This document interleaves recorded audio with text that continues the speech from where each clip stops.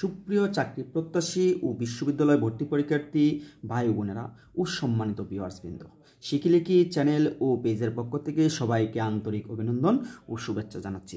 আজকে আমরা শিখব বঙ্কিমচন্দ্র চট্টোপাধ্যায় থেকে আসা সমস্ত প্রশ্ন এবং বঙ্কিমচন্দ্র চট্টোপাধ্যায়ের উপন্যাস 15টি উপন্যাস কীভাবে মনে রাখা যায় সেই টেকনিকটি। তো প্রথমেই আমরা বঙ্কিমচন্দ্র চট্টোপাধ্যায় থেকে আসা প্রশ্নগুলো আলোচনা করব। তো দেখুন, বঙ্কিমচন্দ্রের ত্রয়ী উপন্যাস হচ্ছে আনন্দে দেবী সীতারাম। এই টেকনিকের মাধ্যমে মনে রাখবেন কি বঙ্কিমচন্দ্রের ত্রয়ী উপন্যাস আনন্দে দেবী সীতারাম। এখানে আনন্দে দিয়ে হচ্ছে আনন্দমঠ, দেবী দিয়ে হচ্ছে দেবী চৌধুরানী, সীতারাম দিয়ে হচ্ছে সীতারাম, মানে আনন্দমঠ, দেবী চৌধুরানী, সীতারাম, এই তিনটি উপন্যাস হচ্ছে বঙ্কিমচন্দ্র চট্টোপাধ্যায়ের ত্রয়ী উপন্যাস। তারপর দেখেন বঙ্কিমচন্দ্রের গুরুত্বপূর্ণ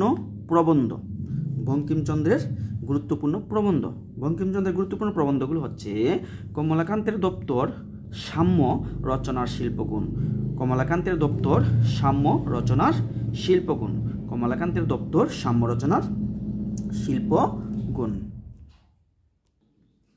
বাংলা সাহিত্যের প্রতিষ্ঠাতা পুরুষ হচ্ছে বঙ্কিমচন্দ্র চট্টোপাধ্যায়। বঙ্কিমচন্দ্র চট্টোপাধ্যায়ের জন্মস্থান হচ্ছে পশ্চিমবঙ্গের 24 পরগনার কাটালপাড়া গ্রামে। পালামৌ ভ্রমণ কাহিনীর লেখক সঞ্জীবচন্দ্র চট্টোপাধ্যায় হচ্ছে বঙ্কিমচন্দ্র চট্টোপাধ্যায়ের ভাই। পালামৌ ভ্রমণ কাহিনীর লেখক সঞ্জীবচন্দ্র চট্টোপাধ্যায় বঙ্কিমচন্দ্র চট্টোপাধ্যায়ের ভাই। তারপর হচ্ছে বঙ্কিমচন্দ্রের উপাধি দেখেন সাহিত্য সম্রাট, বাংলার স্কট, রায় বাহাদুর, CIE ঋষি। বঙ্কিমচন্দ্র চট্টোপাধ্যায়ের উপাধি হচ্ছে সাহিত্য সম্রাট, বাংলার স্কট, রায় বাহাদুর, CIE ঋষি। বাংলা উপন্যাসের জনক বঙ্কিমচন্দ্র চট্টোপাধ্যায়ের ছদ্মনাম হচ্ছে কমলাকান্ত। বাংলা উপন্যাসের জনক বঙ্কিমচন্দ্র চট্টোপাধ্যায়ের ছদ্মনাম হচ্ছে কমলাকান্ত। বাংলা সাহিত্যের প্রথম সার্থক ঔপন্যাসিক হচ্ছে বঙ্কিমচন্দ্র চট্টোপাধ্যায়। তারপর দেখেন বাংলা সাহিত্যের প্রথম সার্থক উপন্যাস হচ্ছে দুর্গেশ নন্দিনী। আর বাংলা সাহিত্যের প্রথম সার্থক উপন্যাস দুর্গেশ নন্দিনী প্রকাশিত হয় হচ্ছে 1865 সালে। বাংলা সাহিত্যের প্রথম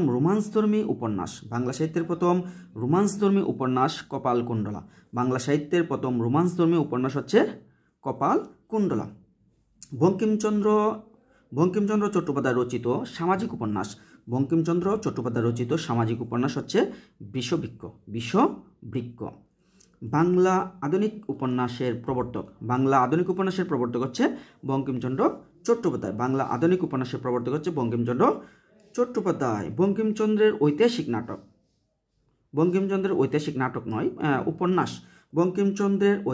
উপন্যাস হচ্ছে রাজসিংহ। কমলাকান্তের দপ্তর কোন শ্রেণীর রচনা? কমলাকান্তের দপ্তর হচ্ছে ব্যঙ্গাত্মক রম্য রচনা। তারপর দেখেন যদি এইভাবে প্রশ্ন আসে মানে এই উপন্যাসে, মানে যে কোনো একটি উপন্যাসের নাম দিয়ে বলবে যে এই উপন্যাসের লেখক কে। এই সমস্ত প্রশ্নের উত্তর আসলে আপনারা যদি টেকনিকটি শিখেন তাহলে প্রশ্নগুলোর উত্তর করতে পারবেন। ঠিক আছে, আমরা টেকনিকটি ভিডিও শেষে আলোচনা করব। তারপর দেখেন দুর্গেশ নন্দিনী অর্থ হচ্ছে দুর্গপ্রধানের কন্যা। তুমি অধম তাই বলিয়া আমি উত্তম হইব না কেন। এই কোন উপন্যাসের উক্তি? উক্তিটি হচ্ছে বঙ্কিমচন্দ্র চট্টোপাধ্যায় রচিত কপালকুণ্ডলা উপন্যাসের উক্তি। প্রতীক তুমি পথ হারাইয়াছ কোন উপন্যাসের উক্তি? হচ্ছে বঙ্কিমচন্দ্র চট্টোপাধ্যায়ের কপালকুণ্ডলা উপন্যাসের। প্রতীক তুমি পথ হারাইয়াছ কে কাকে বলেছে? প্রতীক তুমি পথ হারাইছো বলেছে কপালকুণ্ডলা নবকুমারকে।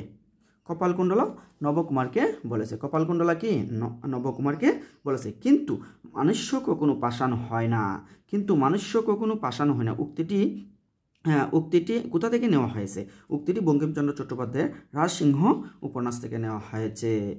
রাজসিংহ উপন্যাস থেকে নেওয়া হয়েছে। তারপর দেখেন একটি প্রশ্ন, নিচের কোন উপন্যাসটি বঙ্কিমচন্দ্রের উপন্যাস নয়? বিপ্রদাস। এখানে অপশনে ছিল বিপ্রদাস। এই বিপ্রদাস উপন্যাসের লেখক হচ্ছে মানিক বন্দ্যোপাধ্যায়। বিপ্রদাস উপন্যাসের লেখক হচ্ছে কি মানিক বন্দ্যোপাধ্যায়।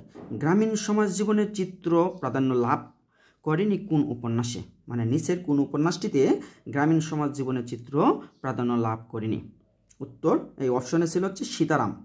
এই সীতারাম উপন্যাসে গ্রামীণ সমাজ জীবনের চিত্র কি প্রাধান্য লাভ করেনি। তাহলে কোন চিত্র প্রাধান্য লাভ করেছিল?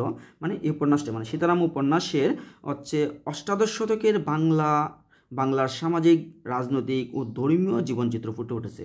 সীতারাম উপন্যাসে অষ্টাদশ শতকের বাংলার সামাজিক রাজনৈতিক ও ধর্মীয় চিত্র ফুটে উঠেছে। এবার দেখুন বঙ্কিমচন্দ্র চট্টোপাধ্যায়ের 15টি উপন্যাস আমরা কি টেকনিক আকারে কীভাবে মনে রাখতে পারি। টেকনিকটি হচ্ছে রাজনন্দিনীর কপালকারাপ, মৃণালিনীর বিষ ইন্দিরা কেল, যুগলচন্দ্র রজনীতে কৃষ্ণরাজ আনন্দে দেবী রাধা সীতার বন্দনা করল। রাজনন্দিনীর কপালকারাপ, মৃণালিনীর বিষ ইন্দিরা কেল, যুগলচন্দ্র রজনীতে কৃষ্ণরাজ আনন্দে দেবী রাধা সীতার বন্দনা করল। রাজনন্দিনীর কপালকারাপ, মৃণালিনীর বিষ ইন্দিরা কেল, যুগলচন্দ্র রজনীতে কৃষ্ণরাজ আনন্দে দেবী রাধা সীতার বন্দনা করলো। এখানে দেখেন রাজ দিয়ে হচ্ছে রাজমোহনস ওয়াইফ। নন্দিনী দুর্গেশ নন্দিনী দিয়া দুর্গেশ নন্দিনী। কপাল দিয়েছে কপাল দিয়া কপাল কুণ্ডলা। তারপর মৃণালিনী দিয়ে হচ্ছে মৃণালিনী দিয়া মৃণালিনী। বিষ দিয়ে হচ্ছে বিষবৃক্ষ বৃক্ষ। ইন্দিরা দিয়ে ইন্দিরা দিয়া ইন্দিরা। যুগল দিয়া যুগলাঙ্গুরীয়। চন্দ্র দিয়া চন্দ্রশেখর। রজনী দিয়েছে রজনী। তারপর কৃষ্ণ দিয়ে হচ্ছে কৃষ্ণকান্তের উইল। তারপর হচ্ছে রাজ দিয়ে হচ্ছে রাজসিংহ। আনন্দে দিয়ে হচ্ছে আনন্দমঠ। দেবী দিয়ে হচ্ছে দেবী চৌধুরানী। তারপর হচ্ছে রাধা দিয়ে হচ্ছে রাধারানী। সীতা দিয়ে হচ্ছে সীতারাম। এই হচ্ছে বঙ্কিমচন্দ্র চট্টোপাধ্যায়ের 15টি উপন্যাস। আপনারা এই টেকনিকটির মাধ্যমে খুব সহজে বঙ্কিমচন্দ্রের 15টি উপন্যাস মনে রাখতে পারবেন। তো আজকে আর ভিডিওটি বড় করতেছি না, এমনিতেই ভিডিওটা অনেক বড় হয়ে গেছে। সবাই ভালো থাকবেন, সুস্থ থাকবেন এবং আপনারা কমেন্টের মাধ্যমে জানিয়ে দিবেন যে আপনাদের ভিডিওটি আপনাদের কেমন লেগেছে। আশা করি ভালো লাগবে। তারপর আপনারা জানিয়ে দিলে আমরা কি হব ভিডিও করতে আমাদের উৎসাহ জাগবে। তো এই পর্যন্ত সবাই ভালো থাকুন, সুস্থ থাকুন। দেখা হবে আগামী ভিডিওতে নতুন একটি টপিক নিয়ে।